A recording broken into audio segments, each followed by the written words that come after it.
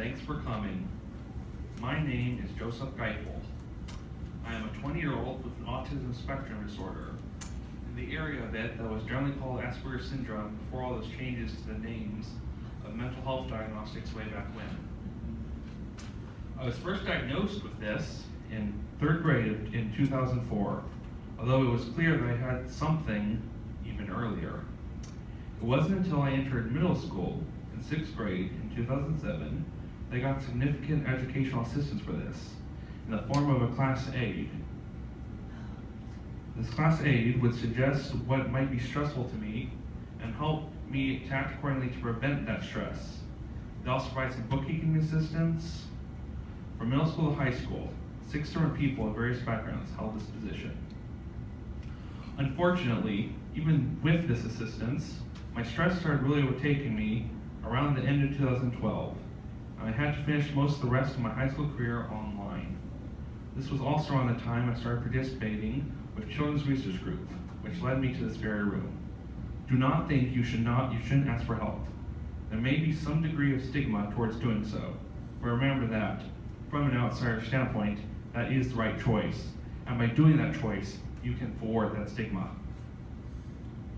Although I would have preferred at the time to have been able to keep a regular course style, from those first online classes, I learned that those classes exist and that they're excellent for me in particular, reasons of which I will get to later. In 2014, I graduated from Carmel High School and was ready to enter college. Whilst doing my pre-college schooling, I learned a lot about the pros and cons of my autism. First off, the cons. I got stressed very easily, most notably if a disturbing topic of any kind was mentioned in school. My aides helped a lot with this, but I think I'm now much more able to handle discussions of such topics without that help. I also have significant socialization difficulties, so I, even now, sometimes misinterpret someone as being upset from their body language when they aren't. And others want to think I'm stressed or angry from some quick arm movement or face muscle movement, even when I'm fine or even more than fine.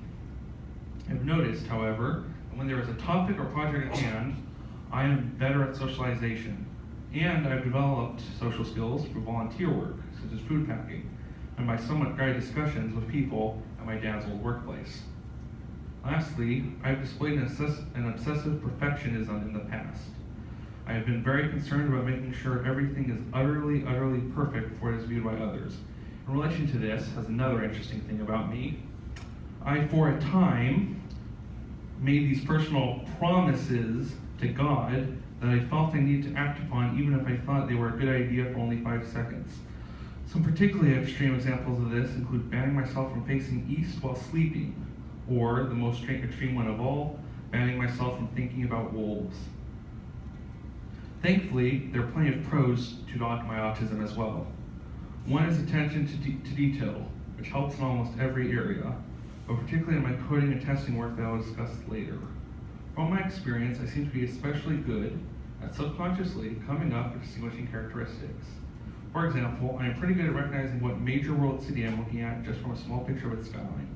I know what makes the skyline reminiscent of St. Petersburg or Paris, and I managed to come up with these characteristics with surprisingly limited, but not non-existent practice.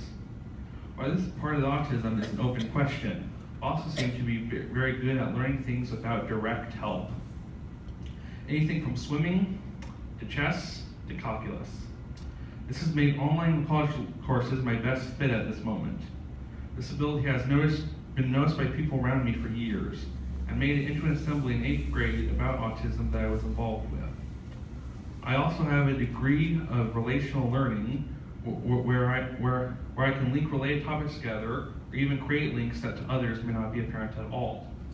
I use this especially in studying for Latin in high school, which I linked to an elaborate science fiction story I daydreamed about in my head that I called Beyond Division. Speaking of online classes, this is my primary form of college education at this time, both because of my ability to learn without direct help, and because of the time flexibility, for I, unfortunately, still have many issues with my sleep schedule. I have been taking math classes via the Nat Math program from the University of Illinois at Urbana-Champaign, and the other subjects classes via Ivy Tech. I've been successful in these classes both in grades, but more importantly, as Drew suggested, in level of understanding. You may be interested to know that, at first, I got the accommodations to use 1.5 times normal time for a test due to my focus issues and my perfectionism. That started in high school, and I believe I did need that in high school. But as I worked through those problems, I realized I could drop those. My Calc 2 final was 3 hours long. Finished in 1 hour, checked it over for an hour, found no problems, checked it over for the rest of the time just to make sure, and when it came back it was 100%. Although in terms of classes, I'm still at a freshman or early sophomore level, I have, for my own hobbyist work, delved deep into certain specific topics in math, such as cellular automata and machine learning. Machine learning in particular has been helpful to me in working with my dad, who is a professional programmer. A lot of machine learning, which generally refers to a kind of programming where a program learns how to perform a task by itself rather than by direct programming, is a bustling field and at times requires more math than my dad is comfortable with. A while back, my dad made an 1800s era warship combat game for the iPhone called Tall Ships Age of Sail. Originally, the behavior of the enemy ships was nothing more than come close and fire. But I've used machine learning to create more inventive behavior for the opponent in my own version of the game. I also have been studying a decent amount of physics by myself in relation to the math. I made an educational physics simulation on the Wolfram Demonstrations project called Elastic Collisions and Galilean Relativity, which shows how, even if you're moving relative to a collision of two objects, you will still see conservation of energy and momentum from that collision. However, my largest strength in the pure field may well be from in testing software. Back in 2010, I helped my dad test one of his other games, and I found glitches in his program very fast. He was quick to claim that I was one of the greatest testers he had worked with, and that he wasn't just saying that because I was his son. Not only did I find those bugs, but I could also realize what caused those bugs, and when a fix came out for those bugs, to realize what that fix would then break. Some of this intuition may have actually come from the unlikely source of playing online games. Partially because I was concerned about punishments for abusing bugs in those games, I ended up becoming adept at spotting them and reporting them. This is probably also linked to the eye for detail I generally agree to be related to my autism.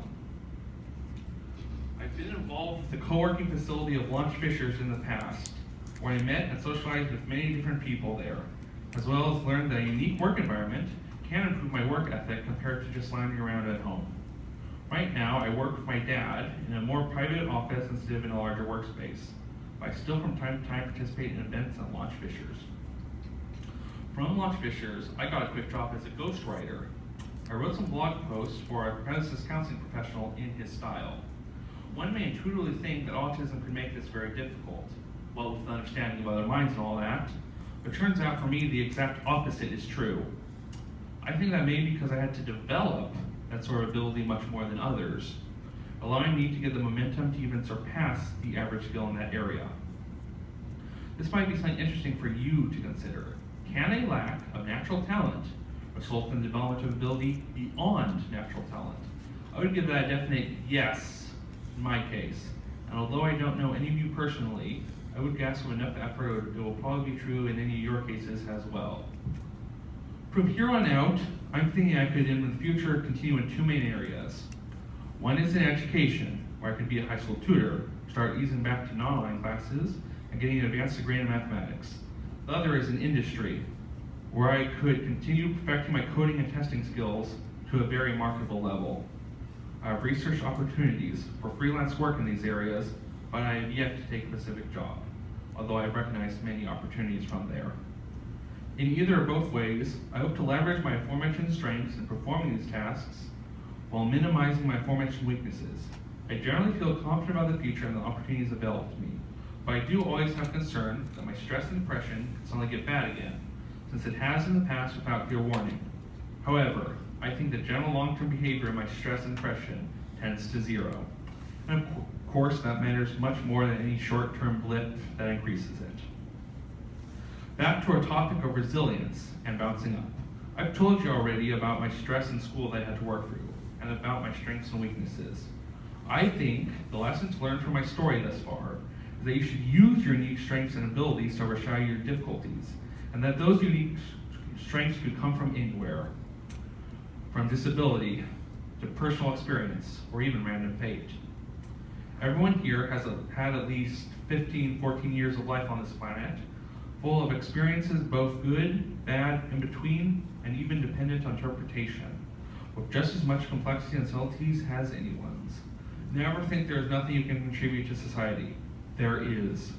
It may not be what you want to contribute right now, but surely, eventually, you will come to appreciate your gifts and how to use them in a productive manner. Develop new abilities from your neighbor experiences to bounce up from them into areas that can give you even more new abilities without any extra baggage. I hope you learn from this, everyone else's story, and your entire experience here. Thank you.